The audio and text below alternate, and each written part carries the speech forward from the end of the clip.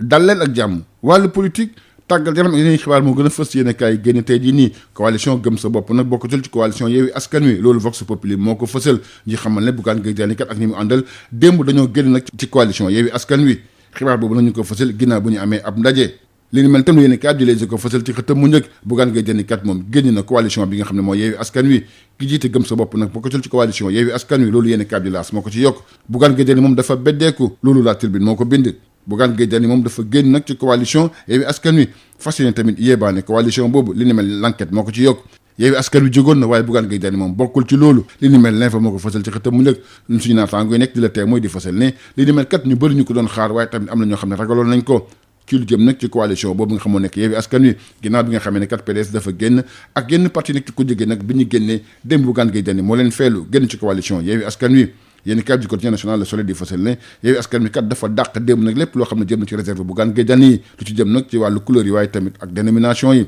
ci ndaje mi nga xam ne sax amuloon nañ ko ci lancement bi Ousmane Sonko Khalifa Sall ñoom nag mayuñ dara kii di Bougane Gueye Dany dañ ne ko nag day signé su ko deful mu daal di génn ci la Bougane Gueye Dany daal di xam ne kat moom dafay génn ci coalition Yewwi Askan woowu noonu li tax mu dem bokk na ci nag wàllu couleur yi dénomination ak tamit wàllu logo bi coalition boobu kat dañ ko taxaw lool ngir rek waajal élection locale yi ak tamit yeneen élection yi ñëw élection locale yooyu kat nekk na lu am solo loolu réew mi quotidien moo ko fasal ci xëtam mu njëkk moo tax sax coalition yi bëri boo defoon lankat dina yëngatu fi mu toll nii su fekkee ne sax coalition Benno Bokk Yaakaar moom mu ngi nokki coalition ku jëg politique gi nag rawatina Yewwi Askan moom am na ay jafe-jafe li ko waral rek moom moo jëm ci mbirum Bougane Gueye Dany réew mi di fasal ba tey ne élection yi kat dafa am solo lool jëm na ci wàllu enjeu ndaxte guléet ñuy fal maire ci wàllu suffrage waaye tamit élection yi dafay waajal législative ak tamit présidentielle bi atum 2024 Magal Touba gi jàpp nañ ko ñaar fukki fan ak juróom benn ci weeru septembre loolu nag yéeni kaay bi di L'As moo ko fasal ci xëtam mu njëkk di rendez-vous boo xam ne kat bu mag lay doon ci wàllu diine li ni mel tam yéeni kaay bi di Les Échos moo ko ci yokk ak Vox Populi di ñu xamal ne bis bu njëkk ci weeru safar bi dina tombeek juróom-ñeenti fan ci weeru septembre bii ñu nekk màggalu Tuubaa gi fi mu toll nii jàpp nañ ko ñaar fukki fan ak juróom benn ci weeru septembre loolu yéenekaay bi di Les Échos moo ko ci yokku Libération dafa dellusiwaat ci coow lu am ci wàllu passeport diplomatique yi di ñu xamal ne kat dig def na ci liggéey bu am solo loolu moo gën a fës ci yéenekaay boobu noonu ginnaaw bi ñu tegee loxo kii di El Hadji Diadji Condé nag moom mu taqal ay député ku ci mel ni Boubacar Biaye ak tamit Mamadou Sall te ñoom ñu bokk ci coalition Benno Bokk Yaakaar ak tamit kii di maire bi di Sadio Danfokha dañoo gis ci kër El Hadji Diadji Condé ay copie passeport diplomatique Mamadou Sall ak tamit doomu bu Mamadou Biaye ginnaaw bi nga xamee ne kat takk sa demoon nañ perquisition fële ca këram ca Cambérène presse bi tamit boo deful nag yëf dinañ laal bu baax a baax lan moo tax kilifa ñu teg ko loxo ginnaaw nag bañ ko dégloo suñu naataangooy samp ci ab laaj kilifa lañ ko teg loxo yëf yi nag laal ay député yu bëri loolu yéeni kab ko moo ko fasal ci xëtam mu njëkk suñu naataangooy di fasal ne kii di Mamadou Sall ak Boubacar Biaye ñoom boo deful nag kat dinañ convoqué waaye tam ñu ñàkk seen maraanu kiir laay Macky Sall sax yëkkati ay kàddu ba tey ci yéeni kaay bi nee na kat képp koo xam tax nga ci kat na yoon digaal yow ba mu saf sàpp ba tey ci yéeni kaay boobu suñu naataango bi di fasal ne kilifa jotewul dara ak député yi du jëm ci wàllu passeport diplomatique yi dañ ko teg loxol démb loolu yéeni kaay bi Vox Populi moo ko ci yokk ci wàllu tàggat yaram éliminatoire coupe du monde Qatar 2022 deuxième journée bi Sénégal dafa gagné démb na Congo ñetti bal ci benn ci stade Alphonse Massamba Déba Sénégal sax fi mu toll moo jiitu nag ci poule H bi am nag juróom benn poñ ginnaaw ba Sénégal nag gagné Congo ñetti bal ci benn gaynde Sénégal def opération bu am solo loolu yéenekaay bi di la Soleil moo ko fësal gaynde Sénégal nag fi mu toll jiitagum ci poule H bi li ni mel yéenekaay bi di la Témoin moo ko bind Sénégal nag gagné ak équipe boo xam ne kat bu am solo la loolu yéenekaay bi sat moo ko ci yokku Sénégal nag am ñaari ndam loo xam ne kat dafa teglantoo jëm ci éliminatoire coupe du monde Qatar 2022 waaye nag ba léegi gis nañu kat continue bi des na loolu yéenekaay bi sat moo ko ci yokku donte Sénégal dafa gagné ñetti bal ci benn coach bi di Aliou Cissé kat joxe na ci xalaatam ci yéenekaay bi di sat ni li ci am solo moom mooy ñaari ndam yu teglantoo yi nga xam ne Sénégal am na ko dafay nag gën a dëgëral mentalu équipe bi di Sénégal jëm na ci yeneen journée ñu dëgmal si ba tey ci yéenekaay bi kii di Amadou Diop Boy Bandi nekkoon capitaine u gaynde ci KEL 86 moom joxe ci xalaatam mu ngi rafet du ndam li Sénégal am waaye kat nee na jeu bi am na loo xam ne war nañ ko mën a seetaat fexe nag ba équipe bi di monter en puissance mbokk yi jaa ngeen jëf ba beneen incha allahu rabbi. Bonjour à tous. La politique, le sport et d'autres sujets sont développés dans les journaux ce mercredi. La coalition Gëm Sa Bopp ne fait plus partie de la coalition Yewwi Askan Wi, selon Vox Populi.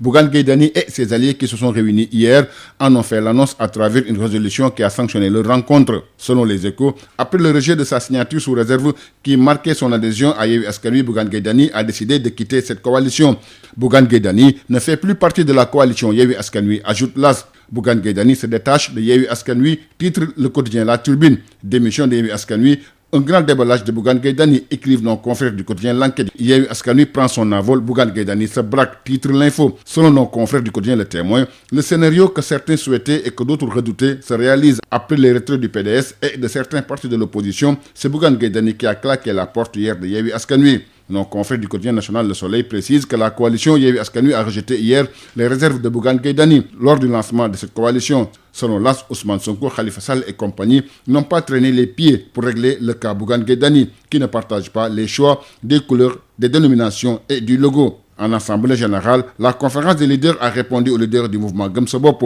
en rejetant ses réserves. Selon l'info, la conférence des leaders Yewwi Askan Wi rejette à l'unanimité les réserves de Bougane Gueye Dany sur les dénominations, les couleurs et le logo de la coalition et demande à ce dernier d'en tirer toutes les conséquences dans le sens de la confirmation sans réserve ou du retrait de sa signature. Rewmi Quotidien s'arrête sur les enjeux multiples des élections locales. Benno et les autres coalitions en sursis, c'est le titre du journal. Mon confrère explique, la coalition Benno Bokk Yakaar respire une santé au moment où, du côté de la nouvelle coalition de l'opposition, le cas Bougane Gueye Dany a créé un incident de naissance symptomatique des difficultés pour l'opposition de s'unir. Le motif, les enjeux des élections importantes à plus d'un titre. C'est la première fois que les maires sont élus au suffrage direct. On sera également à l'antichambre des élections importantes comme les législatives en perspective de la présidentielle de 2024. C'est officiel et le compte à rebours a commencé pour la communauté mouride. Selon l'AS, le Grand Magal de Touba sera célébré le 26 septembre prochain. L'événement marque le départ en exil du fondateur du mouridisme, Cheikh Ahmadou Bamba Mbacké. Un rendez-vous annuel que les mourides ne ratent pas. Le départ en exil du fondateur du mouridisme, Cheikh Ahmadou Bamba Mbacké, sera célébré le 26 septembre prochain, selon nos confrères de Vox Populi, qui précisent que le premier jour du mois musulman,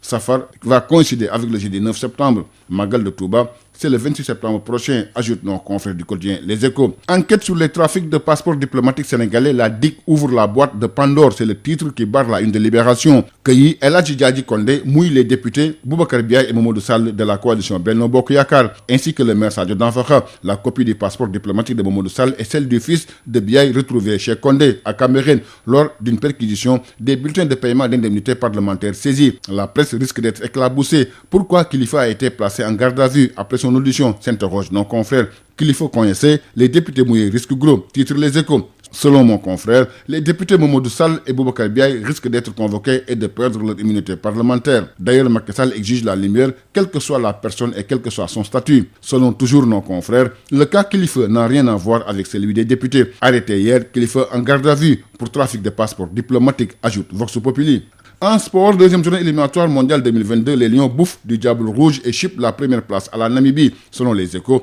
face au Congo hier, le Sénégal a repris la première place de la poule H après sa victoire 3-1 face au Congo-Brazzaville. Belle opération des Lions, écrivent nos confrères du quotidien national Le Soleil. Les Lions confortent leur première place de leader selon le Témoin quotidien. Un succès à caractère titre las. Selon mon confrère, les Lions du Sénégal ont signé hier leur deuxième succès de rang face au Congo. Mais le contenu n'y est toujours pas. Les individualités ont marqué la différence dans un collectif qui manque d'automatisme. Après la victoire 3-1, le coach des Lions du Sénégal s'est exprimé. Selon Stade, en conférence de presse d'après-match, Aliou Cissé a déclaré que les deux victoires en temps de sortie vont renforcer le mental du groupe pour la suite de la compétition. Dans le même journal, l'ancien international et capitaine de la génération de Caire 86, Amadou Diop Boy Bandi, se réjouit du carton plein des Lions du Sénégal. Il attend des rectificatifs par rapport à la lenteur dans les transmissions et espère que cette équipe va monter en puissance. Merci, c'était tout. À vos journaux et bonne lecture à tous.